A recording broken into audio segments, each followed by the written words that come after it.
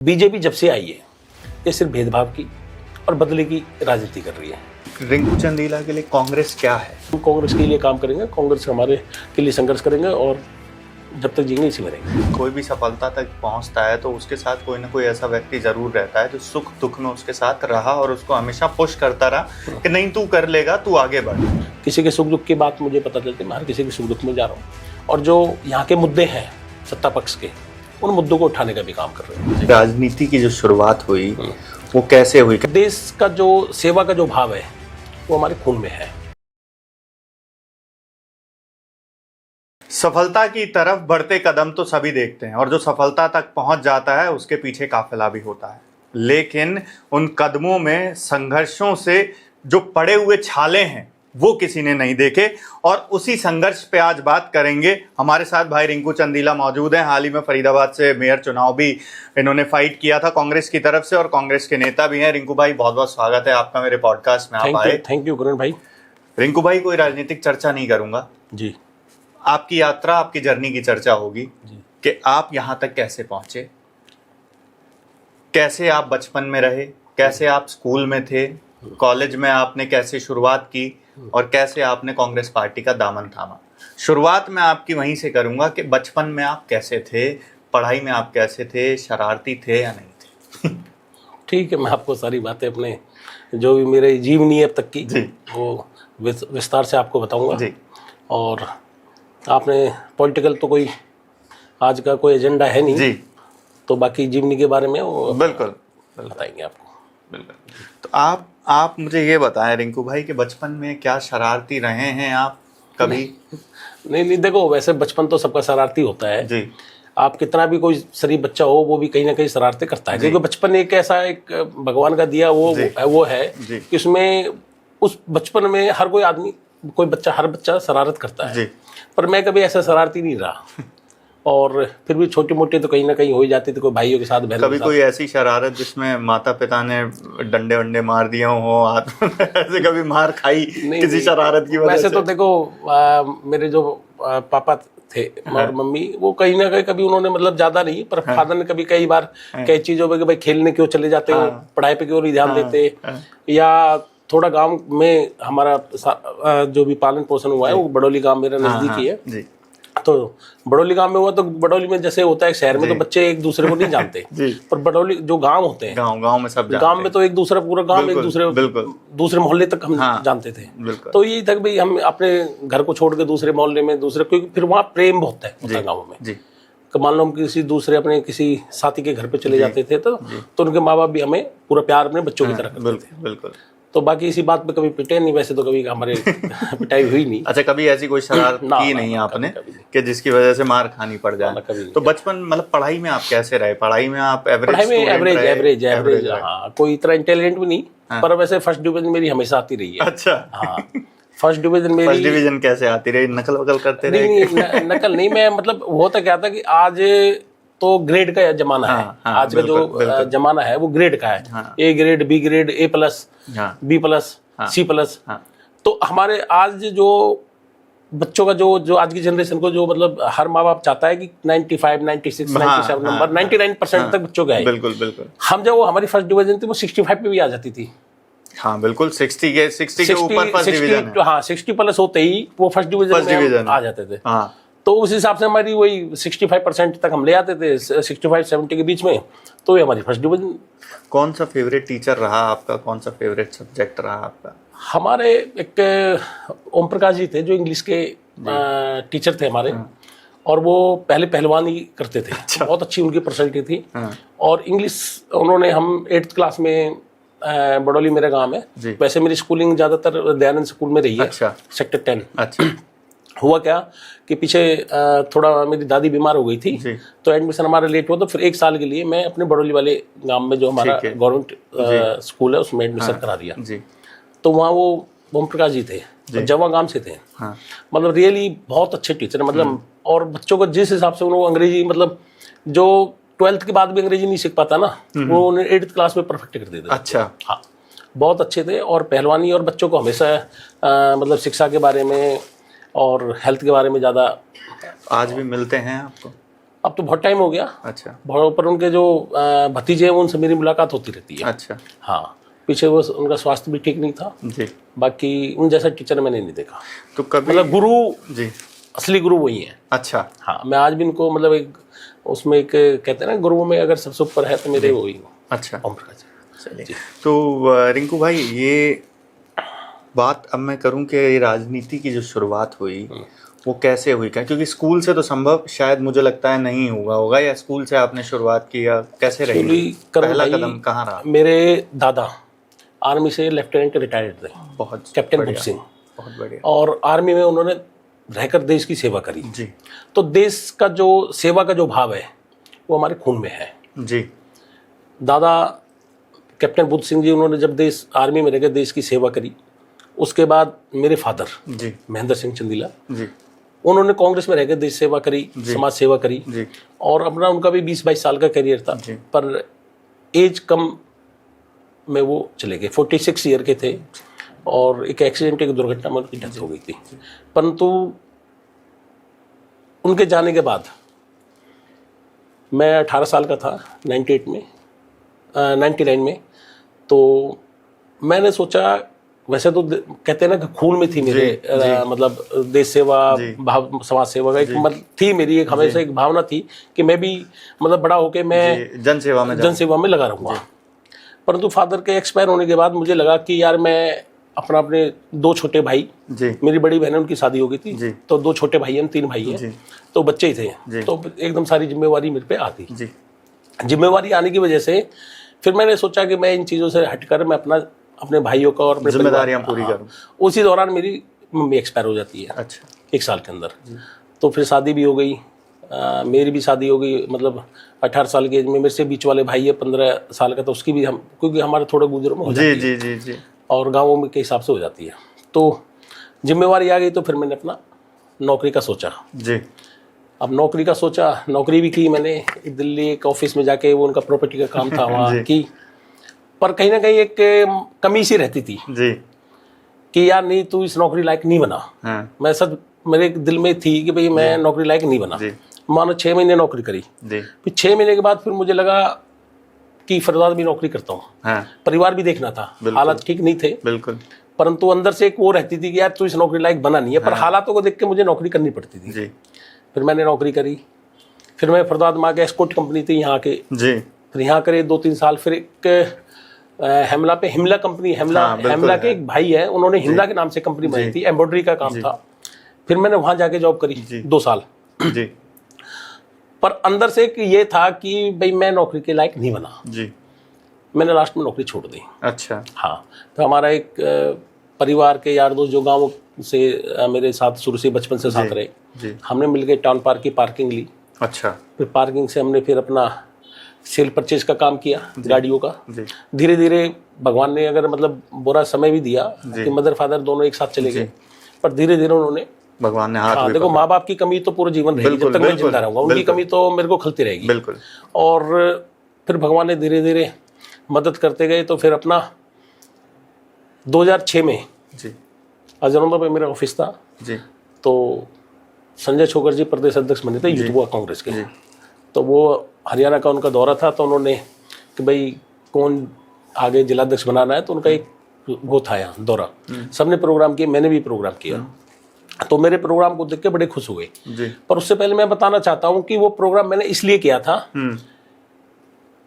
कि कहीं ना कहीं मेरे दादा, मेरे पापा, उनकी जो मेहनत थी, मान लो मेरे फादर ने 20 साल कांग्रेस को दिए, बिल्कुल, दादा ने दिए, तो उनकी जो मेहनत थी, कहते हैं ना, वो बच्चों के काम आती है। बाप के अच्छे कर्म भी, अच्छे कर्म का प्रभाव भी बच्चों पे आएगा और बुरे कर्म का प्रभाव भी बच्चों पे पड़ेगा। बिल्कुल। तो उन्होंने जो मेहनत करी थी उसका फल मुझे 2006 में संजय छोकर जब यूथ कांग्रेस के अध्यक्ष बने, तो उन्होंने मुझे फरीदाबाद का जिला अध्यक्ष बनाया। अरे वाह। तो मुझे लगा, जबकि मेरा कोई ऐसा मन नहीं था कि मैं जिला अध्यक्ष बनूंगा या मैं राजनीति में आऊंगा, मतलब मेरा मतलब मैंने कोशिश नहीं करी, पर वो कहते हैं ना कि वो आ गया ईश्वर की तरफ से कुछ, मेरे माँ बाप का आशीर्वाद। तो हम जिला अध्यक्ष बने। बहुत अच्छा हमारा युवा कांग्रेस का कार्यकाल रहा, और कार्यकाल रहा, खूब साथियों ने साथ दिया। हजारों लड़के मेरे साथ रहे। और उस वक्त का एक यूथ कांग्रेस का कहते हैं कि फरदाद में उससे अच्छी यूथ कांग्रेस कभी चली नहीं। अच्छा। हाँ, बहुत अच्छा हमने एक यूथ कांग्रेस को यहाँ जनाया। आज आप देखो कि आज हमारी कांग्रेस के यूथ कांग्रेस के कोई इतना कोई खास है नहीं जी। फिर उसके बाद मैं जनरल सेक्रेटरी बना प्रदेश का 2009 से लेकर 2012 तक। 12 में राहुल जी ने युवा कांग्रेस का एक जिलाध्यक्ष एक लोकसभा अध्यक्ष कर दिया जी कि भाई जो लोकसभा पार्लियामेंट कॉन्स्टिट्यूंसी है उसमें अब लोकसभा का यूथ का अध्यक्ष बनेगा एक सिंगल, और वो इलेक्टेड बनेगा जी। फिर मैंने वो इलेक्शन लड़ा 2012 वाला। उसमें मैं हरियाणा में सबसे ज़्यादा वोटों से जीता। अच्छा। और सभी युवाओं ने जो मेरे साथ लगे आ रहे थे जिलाध्यक्ष के टाइम से, सभी ने मेहनत करी। हमने उस वक्त 1 लाख से ऊपर मेंबर बनाए थे यूथ कांग्रेस के। उसमें 25 से मतलब 18 साल से लेकर 35 साल तक का युवा। अच्छा। हाँ, 1 लाख से ऊपर हमने फॉर्म भरे जी। और वो इलेक्शन इतना मतलब डिफिकल्ट था कि मैं बता नहीं सकता कि आप आज की जो इलेक्शन है ना जी, हमें चाहे विधानसभा का लड़ लें चाहे लोकसभा का जी, वो भी बहुत आसान है उसका। अच्छा। हाँ, वो हमने इलेक्शन वो हमारा कम से कम 6 महीने का प्रोसेस था। अच्छा। पहले फार्म भरे, ठीक है, हमने 1 लाख से ज्यादा फार्म भरे पूरी लोकसभा में। उसके बाद हमने बूथ वाइज अध्यक्ष बनाए, बूथ वाइज टीम बनाई इलेक्शन से वोट डाल के। फिर विधानसभा का अध्यक्ष बनाया, उनके नीचे की टीम बनाई। फिर उसके बाद लोकसभा का बना। तो कम से कम 6 महीने का टाइम लगा। अच्छा। और हमने उस वक्त भी पूरे हरियाणा में एक मेरी लोकसभा अपनी फरदाद 2012 से लेकर 2017 तक काम किया जी। और एक सोनीपत लोकसभा। अच्छा। वो एक राहुल जी ने ऊपर से कर रखा था, जो बेस्ट लोकसभा जो अच्छा काम कर रही है यूथ कांग्रेस के, उसमें ग्रीन वो मिलेगा उनको। अच्छा। ग्रीन, ऑरेंज और रेड जी। मतलब जो अच्छा काम करे उनको ग्रीन, और जो थोड़ा कम काम करे उनको ऑरेंज, और जो बिल्कुल ही काम करे उनको रेड। उनको टल्ले बैठे। तो उसमें सबसे बेस्ट मेरी लोकसभा और एक सोनीपत। अच्छा। हमारे कादियान जी थे, देवेंद्र कादियान भाई, पर वो बीजेपी में चले गए, वो एमएलए भी बन गए वहां से, मन्नत ढाबे वाले जी। उसके बाद अपना हम लगे रहे कांग्रेस के लिए, संघर्ष करते रहे कांग्रेस पार्टी के लिए। और कांग्रेस को भी जैसे अभी आप ये नहीं कि मेरे दादा और मेरे फादर कांग्रेस में थे, पर मेरी एक सोच भी थी इस कांग्रेस के प्रति, एक विचारधारा कि कांग्रेस की जो विचारधारा है ना, वो आम तबके के लिए है, हर वर्ग के लिए। वो विकास करती है और सभी 36 बिरादरियों को साथ लेके चलती है। इससे भी मैं कांग्रेस से ज्यादा प्रभावित था जी। आप देखो आज बीजेपी के राज में क्या एक धर्म के नाम पर ही राजनीति चल रही। मैं पॉलिटिकल एजेंडा है नहीं, पर मैं करना चाहूंगा कि मेरा कांग्रेस पार्टी से प्रेम क्यों है। मैं इस पे आपको काउंटर जरूर करता, हाँ। लेकिन एक्चुअली ये मंच ही उसके लिए नहीं है। हाँ। इस पे फिर हम दोबारा कभी बैठ के राजनीतिक चर्चा करेंगे, और बिल्कुल मैं आपको काउंटर सवाल करूंगा। तो सूद भाई, उसके बाद 2017 का मेरा कार्यकाल खत्म हुआ यूथ कांग्रेस का। फिर आगे के जो वो लोकसभा का मैं लास्ट प्रेसिडेंट रहा, उसके बाद उन्होंने फिर लोकसभा का इलेक्शन बंद करके फिर डिस्ट्रिक्ट वाला कर दिया। आप हाल ही में मेयर चुनाव भी लड़े। अभी हम हाल ही में मेयर का चुनाव लड़े, और हमें पता भी नहीं था कि हमें मेयर का चुनाव फाइट करना पड़ेगा जी। अचानक ही ऊपर से हाईकमान ने बोला कि भाई रिंकू चिंदेला को आप बोलो कि और बुलाओ उसे। अच्छा। मुझे बुलाया गया, उन्होंने कहा जी आप मेयर का फाइट करोगे। हाँ। मन सर देखिए, महाराष्ट्र हरियाणा हम चुनाव हार गए हैं जी, और हरियाणा के बाद महाराष्ट्र चुनाव हारे, बिल्कुल, और महाराष्ट्र के बाद हम दिल्ली पे आ गए, 0-0 हो गए, बिल्कुल 0-0 हो गए। पर मैं कांग्रेस पार्टी से जुड़ा हूँ और मैं चुनाव लड़ूंगा। आप मुझे हाईकमान आज पहली बार मौका दे रही है, और मैं 100% चुनाव लड़ूंगा। और जितनी मेरे पे ताकत होगी, और जितने मेरे साथी जो मेरे साथ जुड़े हुए हैं, और सब मैंने सबसे सलाह भी ली, तो सबने कहा भाई आप लड़ो। एक आपका एक प्रभाव भी है, आप इतने सालों से यूथ कांग्रेस की सेवा कर, कांग्रेस की सेवा कर रहे हो, और लोग सबने कहा है। मैंने तो फिर जाके यस कर दी। पर हमें सबसे बड़ी जो कमी थी उस चुनाव में, एक तो 10 दिन का हमें टाइम मिला, और नगर निगम का जो चुनाव होता है वो सरकार का चुनाव होता है। बिल्कुल। ये जो चुनाव था, ये लोकसभा का 70% चुनाव था, 70%। उस 70% के लिए आपको 10 दिन बहुत कम है। बिल्कुल। देखो सरकार है, बीजेपी की तो सरकार थी, बिल्कुल, उनका तो प्लान, सारी प्लानिंग सब उनकी तो हो रखी थी। उन्होंने जैसे दिल्ली का रिजल्ट आया, सीधा यहाँ का इलेक्शन डिक्लेयर किया नगर निगम का, और उसके बाद हमने चुनाव लड़ा। और चुनाव में जो बीजेपी प्रशासन ने या सरकार ने जो धांधली करी जी। वो आपके सामने मेरा लास्ट में जो बैलेट नंबर था मेरा 3 था, उसको 2 दिन पहले बदल के उसको 4 कर दिया। आप राजनीति चार, पे हाँ। आप आते जा रहे हो धीरे धीरे। नहीं, मैं पूरी बात जब आप पूछना चाह रहे थे मैं बताऊंगा। बताओ करण भाई जब वो पूछना चाह रहे थे मैं बताऊंगा जी, भी, जी, क्योंकि मैं मेयर का चुनाव लड़ा हूं तो मुझे ये बातें भी पब्लिक को भी और आप लोगों को पता होनी चाहिए। तो 3 नंबर से वो 4 नंबर पे कर दिया। हाँ। 3 नंबर वाला जो कैंडिडेट है 29,000 वोट वो ले गया हमारे नाम से, क्योंकि हम तो उसका 8 दिन से प्रचार कर रहे थे 3 नंबर का। पर चलो कोई नहीं, और सबने साथ दिया। हमारे जितने भी मेरे युवा कांग्रेस के जो साथी थे, जो हमारे, वैसे तो चुनाव 36 बरादरी का होता है, राजनीति या चुनाव ये सब 36 बरादरी पर डिपेंड करता है। किसी एक राजनीति से एक जाति से कोई नेता नहीं बनता।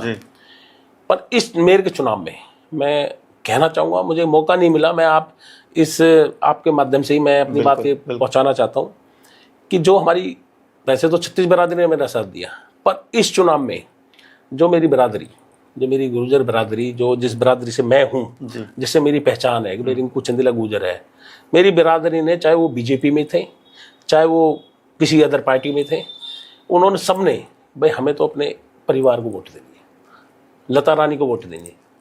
तो सबने मतलब इसमें जितना हुआ, मतलब सभी लोगों ने इसमें मतलब पूरा योगदान दिया। और 10 दिन के हिसाब से हमने 1,21,000 वोट लिए। और 1,21,000 वोट लेने के बाद जो उन्होंने फिर काउंटिंग में या जो भी घपले वपले के, वो आप सब किसी ने छुपा नहीं, वो तो फिर बात करेंगे इस चर्चा फिर और करेंगे। आगे अब लगे हुए हैं, आगे की लड़ाई जारी है। आगे राजनीति का भी है और लक्ष्य तो है, बाकी कांग्रेस के लिए और समाज के लिए जो भी हमारा एक रिंकू भाई, ये एक सवाल है मेरा कि आपने जैसे कहा कि पिताजी भी आप जब कम उम्र में थे वो छोड़ के चले गए, उसके बाद माताजी का भी देहांत हुआ, ठीक है, तो संघर्षों से भरी जो है वो जिंदगी आपकी रही है। ऐसे में क्या होता है, कोई भी सफलता तक पहुंचता है तो उसके साथ कोई ना कोई ऐसा व्यक्ति जरूर रहता है जो सुख दुख में उसके साथ रहा और उसको हमेशा पुश करता रहा कि नहीं तू कर लेगा, तू आगे बढ़। आपके साथ कोई ऐसा व्यक्ति जिनका आप नाम लेना चाहें, कोई दोस्त हो, भाई हो, सिस्टर हो, कोई भी ऐसा? देखो, मैंने मेरे फादर के जाने के बाद मुझे 2 घर दिखाए थे जी। मतलब जैसे कि जब मैं फादर के साथ 1-2 बार गया तो उन्होंने 2, पता नहीं कैसे भी उनका ये, मतलब कभी वो मेरे को ले नहीं जाते थे बाहर, वो सिर्फ घर के काम से, पढ़ाई तक ही मेरे को सीमित रखा उन्होंने जी। पर उनके जाने से कुछ समय पहले, मतलब 2-4 महीने पहले मैं बताता हूँ, उन्होंने 2 घर दिखाए मेरे को जी। एक घर दिखाया चौधरी महेंद्र प्रताप जी का जी, और एक घर दिखाया मुझे जेपी नागर जी का, ठीक है। वहाँ उनसे मिलवाया भी मेरे को जी। और मैंने अपने जीवन में उनके बाद मैंने वो 2 घर ही रखे हैं जी।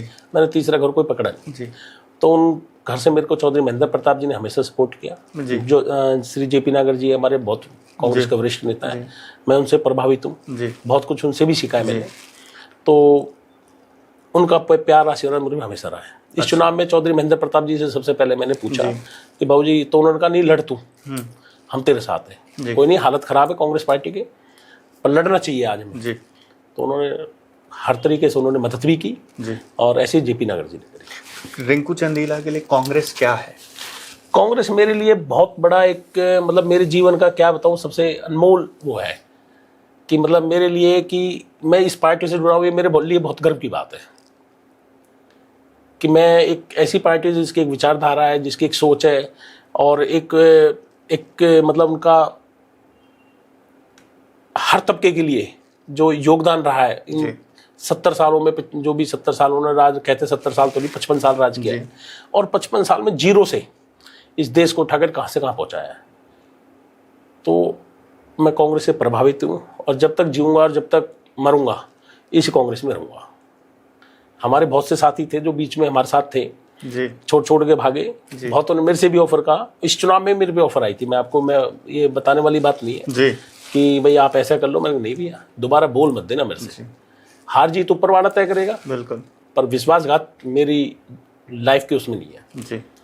और आज भी हम कांग्रेस के लिए काम करेंगे, कांग्रेस हमारे के लिए संघर्ष करेंगे, और जब तक जीएंगे इसी में रहेंगे। कॉलेज कैसा रहा आपका? कॉलेज मेरा तिगाम कॉलेज में गया था, तो थोड़ा हालत की वजह से हालत ख़राब हो गई, तो मैं 12th तक कॉलेज गया। उसके बाद क्योंकि वहाँ ये 98 की बात है जी, तो कॉलेज में वहाँ 11th शुरू होती थी तिगाम कॉलेज से जी। तो वहाँ पहले तो यहाँ, अब तो BA से शुरू होता है, फर्स्ट ईयर से, वहाँ पहले 11th और 12th से शुरू होती है। हाँ, तो मैं 12th तक ही पढ़ाई कर पाया, फिर हालतों की वजह से होता है, तो जिम्मेवारी बहुत थी। तो बाकी तो इतना तो सीख ही गए हैं कि तो अब मन में क्या है रिंकू चंदेला के कि अब जो अभी तो चलो आप चुनाव लड़े, आगे उम्मीद कर रहे हैं आप चुनाव लड़ेंगे और ईश्वर आपको बेहतर परिणाम भी देंगे उसका, लेकिन इस बीच का में आप जो जनसेवा का आपके मन में है वो आप किस तरह से अभी कर रहे हैं? लोगों से क्या आप अभी भी मिल रहे हैं या लोग आपके पास आते हैं? जनसेवा अभी भी? देखो, मेरा जो पॉलिटिकल ऑफिस है तिगाम रोड पे है जी, यहाँ से सतपुरा गांव है जी, वहीं ऑफिस बना रहा है, मेन रोड पे ऑफिस है मेरा जी, और वहाँ बैठना शुरू कर रखा है जी। और जो भी हमारे फरदाद में ये नहीं कहता कि मैं एक तिगाम विधानसभा की बात करूँगा, जी। तिगाम विधानसभा मेरा गृह क्षेत्र है जी, पर फिर भी जहाँ अलग भी जहाँ पूरे फरदाद से मैं नगर निगम का चुनाव लड़ा हूँ, किसी के सुख दुख की बात मुझे पता चलती है, मैं हर किसी के सुख दुख में जा रहा हूँ और जो यहाँ के मुद्दे हैं सत्ता पक्ष के उन मुद्दों को उठाने का भी काम कर रहे हैं, जी, चाहे वो नगर निगम के हों चाहे वो किसी विधानसभा के हों। तो हमारा जो उद्देश्य है आगे चुनाव भी लड़ना है। जी। जब हम राजनीति कर रहे हैं अभी चुनाव लड़े तो आगे भी चुनाव लड़ना है। एक आखिरी सवाल जरूर करूंगा रिंकू भाई आपसे, आप युवा हैं, युवा चेहरे हैं आप पार्टी में। पिछले 10 सालों में 12 सालों में जब से बीजेपी सत्ता में आई है, कांग्रेस का प्रदर्शन उतना संतोषजनक नहीं रहा जितना रहना चाहिए, क्योंकि एक बहुत बड़ी पार्टी है, देश की नेशनल पार्टी है और बहुत बड़ी पार्टी है। तो आप जो हम देख रहे हैं लगातार कि जो लगातार चुनाव हारने का सिलसिला है वो अभी तक थमा नहीं है। कोई भी स्टेट आप उठा लें नॉर्थ में या कहीं भी, तो इसको अब कैसे इसको बदला जाएगा? क्या आपको लगता है कहीं ना कहीं आला कमान में कोई रणनीति में ऐसा है कि भाई जिसकी वजह से चुनाव में इस तरह की दिक्कतें आ रही हैं या कुछ ऐसा? कैसे इसको बदला जाए, कैसे कांग्रेस वापस उठ के वहां पहुंचेगी शिखर? देखो करण भाई, मैं एक बात बताना चाहता हूँ जी, कांग्रेस ने भी 55 साल राजनीति करी, जी। जैसे वो बार 70 साल 55 साल राज जी। किया, पर उन्होंने राज ऐसा किया कि उन्होंने मतलब एक विकास को लेकर एक देश को आगे बढ़ाने के लिए उन्होंने कोई भेदभाव की राजनीति नहीं करी, ना बदले की भावना से कभी राजनीति करी। बीजेपी जब से आई है ये सिर्फ भेदभाव की और बदले की राजनीति कर रही है। जो इनके खिलाफ आवाज उठाता है उसे सीबीआई का डर, ईडी का डर, उसे अंदर उठा के जेल में डलवा देते हैं। और रही आवाज उठाने की, जितनी आज राहुल जी हमारे मेहनत कर रहे हैं पिछले 11 सालों से, आप देखो उन्होंने 6000 किलोमीटर चलकर भारत जोड़ो यात्रा करी जी। उसके बाद आए दिन कहीं ना कहीं हर स्टेट में वो जा रहे हैं और आज ग्राफ कांग्रेस का बहुत बड़ा उठ चुका है और आने वाले 2029 चुनाव में कांग्रेस सरकार बनाएगी। इन्होंने जिस हिसाब से मीडिया को मैनेज कर रखा है, देखो आप मीडिया से हो, आप बुरा मत मानना, पर जो हम काम करते हैं विपक्ष वाले वो कहीं नहीं दिखता। वो या तो हमारे किसी चैनल पे दिख जाएगा या हमारी फेसबुक पे दिख जाएगा, पर जो एक मीडिया एक जो चौथा लोकसभा स्तंभ बताते हैं लोकतंत्र का, उस हिसाब से मीडिया काम नहीं कर रहा। मीडिया का काम मैं बताता हूँ करण भाई, सुनिए। मीडिया का काम होता है कि ये सरकार ने कोई अच्छा काम किया है जी, और बहुत अच्छा काम किया है, मान लो बीजेपी सरकार ने बहुत अच्छा काम किया, उसमें भी कोई ना कोई पॉइंट निकाल कर, उसमें भी कमी निकाल कर उसको पेश करके और बेहतर बनाने का काम करती है मीडिया।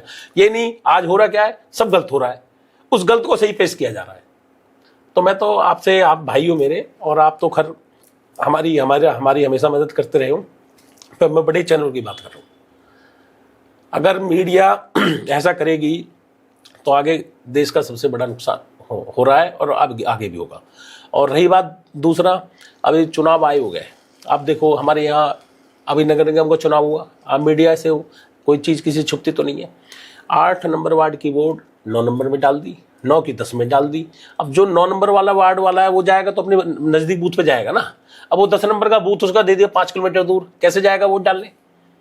तो ऐसे प्री प्लानिंग से काम करते हैं। महाराष्ट्र में देखो आप, एक लोकसभा है वो, वहाँ से एमपी हमारा जीता, उसमें 6 विधानसभा थी, मोदी की लहर चिल्लाते भाई एमपी हमारा कांग्रेस से जीत गया, और विधानसभा चुनावों में 6 के 6 विधानसभा हम हार गए। तो वहाँ का सारे वो रेशो उठाए तो पता चला वहाँ पता नहीं कितने लाख फर्जी वोट निकली। अच्छा, हाँ, तो अब ये सारी बातें मत कराओ, ये पर्सनल एजेंडा है कि जीवनी पर था नहीं तो मैं पॉलिटिकल में भी नहीं जाना चाहता, मैं इसीलिए सुन रहा था बस कि मैं आपसे काउंटर इसलिए नहीं कर रहा हूँ। और दूसरा क्योंकि कहीं ना कहीं देखो राजनीति हम आप जब होता क्या है, नेता और प्रेस वाले बैठते हैं ना तो घूम फिर के कहीं ना कहीं पॉलिटिकल आ जाती है। कोई बात नहीं, लेकिन मैंने पर आपसे किया हुआ है बहुत अच्छा, मैं आपके चैनल का भी धन्यवाद करना चाहता हूँ कि आज करण भाई बहुत अच्छा लगा आपके साथ बैठ के। हम कुछ हमारा मकसद यही रहता है रिंकू भाई कि जब भी कोई यहाँ पे नेता आए या ऐसा कोई प्रभावशाली व्यक्ति आए जो जनता के लिए कुछ कर रहा है, तो उसकी कुछ ऐसी अनटोल्ड स्टोरीज या कुछ ऐसे फैक्ट्स जो लोगों को, जनता को नहीं पता हो, उनके सामने जाए ताकि पता लगे कि हम जिस नेता के पास जा रहे हैं उसका ये भी एक बैकग्राउंड है और क्या उसका, तो वो एक बड़ा मुद्दा है। और उस पे ही हम चाहते हैं कि इस प्लेटफॉर्म पे, स्पीक बोल्ड के इस पॉडकास्ट के प्लेटफॉर्म पे सिर्फ वो चीजें बाहर जाएं। राजनीतिक चर्चा जिस दिन रिंकू भाई आपसे करनी होगी वो प्लेटफॉर्म अलग है और पूरी ताकत के साथ करूंगा और पूरे काउंटर सवालों के साथ करूंगा। नहीं, मेरा जीवन ज्यादा मतलब वो तो नहीं है, पर जितना भी है अच्छा है जी। ज्यादा मतलब वो आपने मतलब मैंने अपने जीवन की सारी बातें, सबसे बड़ा दुख एक ही है कि भाई मेरे माँ बाप का आशीर्वाद मेरे से जल्दी उठ गया जी। और आज ना होते हुए भी उनका प्यार आशीर्वाद मेरे को आज भी है जी। मतलब उनको ऐसा लगता है मेरे फादर का, तो जैसे वो हर कदम पे मेरे साथ है जी। तो मैं राजनीति में आने का कारण और जो ये समाज सेवा का है बस उन्हीं की वजह से है। चलिए, उम्मीद करते हैं रिंकू भाई समाज सेवा, आप जनसेवा आप जारी रखें और करते रहें और उम्मीद करते हैं कि आगे जैसा आप चाहते हैं, जो आप चाहते हैं, ईश्वर आपको दे और आप सफल रहें और ज्यादा से ज्यादा लोगों की आप सेवा करें और उनकी परेशानियों को दूर करें, आप जैसा भी है। और ये थे हमारे साथ कांग्रेस के नेता फरीदाबाद से रिंकू चंदीला, और अगले पॉडकास्ट में नए गेस्ट के साथ आपसे फिर मुलाकात होगी।